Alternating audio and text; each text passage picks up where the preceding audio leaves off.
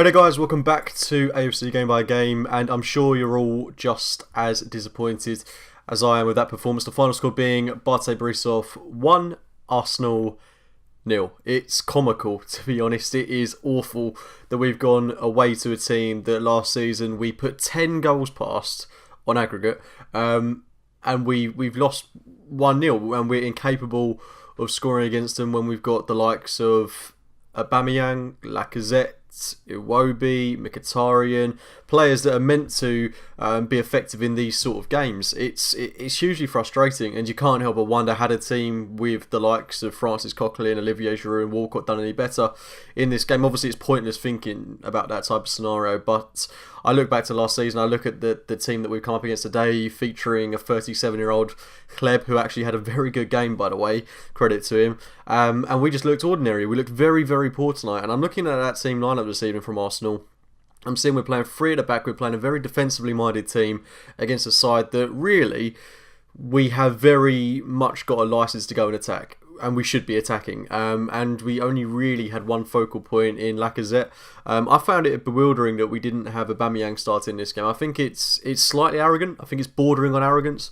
Perhaps that we haven't started Aubameyang, Lacazette in this game. It started Aubameyang and Torreira, in this game, and only gone with Lacazette. And granted, you would think that team lineup should be capable of beating BATE, and 100% I was of the thinking that it should have been, but I looked at that team and I thought it was very ordinary, bar Lacazette. Iwobi, I think, has done some good things for us this season. Mkhitaryan, he's just coming back from injury, but apart from that, not overly stable in the midfield. Xhaka's coming back after a few weeks out.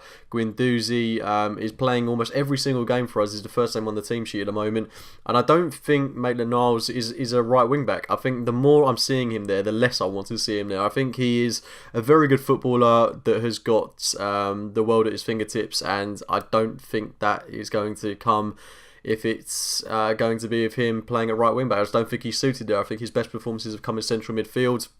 I just don't think he's got the ability to play in that role, and it does astound me, and I'm not going to keep banging on about it because I think it's pointless now that Carl Jensen isn't getting a look in. I just find it mental that he's kind of one of our natural right backs at the club. Lichtstein is 2 old, Maitland-Niles is a midfielder, and we're not even giving an actual right back an opportunity, especially when he's played quite a few games this season and done exceptionally well in some of those games. So yeah, I'm frustrated on that front, and I'm annoyed that we didn't play Torreira and Aubameyang when we don't have a game on the weekend. If we win this game with Aubameyang and Torreira starting, I'm not saying that we'd have walked it 4 or 5-0, but I think we would have won it more comfortably with those players starting, and then we can go to that game next week and play more of a B team as such. But in this instance, we haven't done that. And don't get me wrong, we did have chances in this game. We had one in the opening 90 seconds, that Mkhitaryan chance, which should have definitely gone in the back of the net. Really, really annoying that Mkhitaryan couldn't put that away, and I can't forgive him on that one. It was unforgivable. It should have been a goal. So it's annoying on that front. Had we scored that, maybe we would have gone on to win this game, and really just had the stuffing knocked out of us a little bit when they scored on the stroke of half time. We did not much to create in that first half, but BATE scored, and in that second half we practically did nothing to create. I can't think of one clear-cut chance we had in that game. We had the Lacazette offside goal, which was rightly given offside. Lacazette later got himself sent off in the game.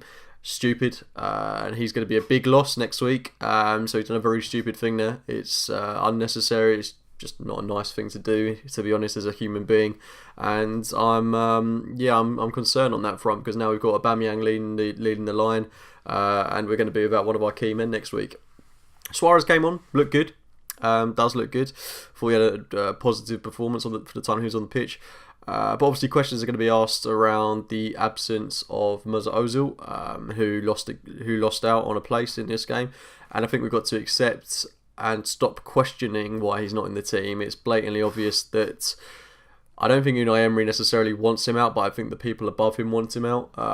It's no coincidence that since Ivan Gazidis has left, Ramsey's contract has been withdrawn, and Ozil's seemingly being pushed out of the club. It's a strange one, and I don't know if it'd have made a huge difference in this game. I don't want to speculate on that, but I can't help but feel that had he played in this game, we would have created hell of a lot more opportunities. And as I say, I look at that team today and I thought it was very average, and he's a player that I still think is exceptional. Whether Unai Emery rates him or not, It's entirely up to him, but I'm in the camp that Ozil was a very good footballer, and I think it's ridiculous that he's not playing games at the moment. So yeah, frustrating on that front. Ramsey, I don't know if he was injured or not, but he wasn't in the team, and that comes after his news that we all already knew about, that he's going to Juventus. So yeah, not a good evening, and this follows on from what was a very, very poor performance against Huddersfield, even though we won that game. And we haven't looked good in recent weeks. We really haven't looked good. Top four's definitely there, still there to be had. But tonight, after Spurs won 3-0 against Dortmund and looked really good, we've been the polar opposite and looked garbage against a team that wanted it more. And just, I don't really know what else to say. It was really, really poor tonight. That's the worst I've seen us in some time. Just lacking in ideas, lacking in creativity. System was wrong, personnel was wrong, players didn't want it enough. It's stuff that I've been saying for the past 5 years under Arsene Wenger, and I didn't think I'd be having to say it again under a new regime. But of course, this is all something that's going to take time, and I as well sympathise with Unai Emery in the sense that he's without Welbeck, who I think could have made a difference this evening, without Holding, who's obviously been massive for us, and Bellerin as well. I think we can play free at the back if we've got the right personnel to do it. Had we played free at the back and we had Torreira and Xhaka in midfield, had we had Rob Holding in the defence, who was so good at playing out from the back when he was in the team, if we had Bellerin at right wing back, if we had Kolasinac in form, I think we've got all the capabilities to play that system. But with the current personnel we've got, with Monreal, who gave away the free kick and is looking more and more his age as each game goes by, Koscielny, that's 33 years old, is starting to wane. Petr Cech, I don't even know if we can play him in this competition. I do worry about him a lot. And I think this is a competition that we've got to take seriously. I am very worried about Petr Cech in goal. And Mustafi, who we've all got question marks about. But the defence is just all over the place. It's all over the place, and it needs massive improvements if we were to play this system. And if we're to play any system next season, we need defensive reinforcements, and Socrates can't come back soon enough.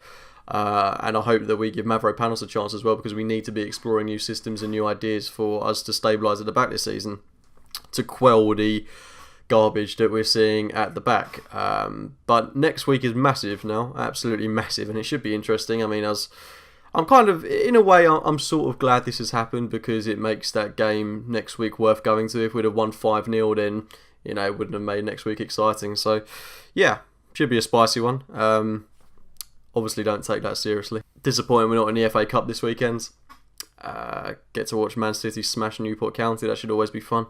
But yeah, really disappointing tonight. Yeah, I'm going to wrap it up there. Drop a like on the video if for some reason you've enjoyed my dismay. Subscribe to the channel if you're new, and I'll speak to you very soon. See you later, guys.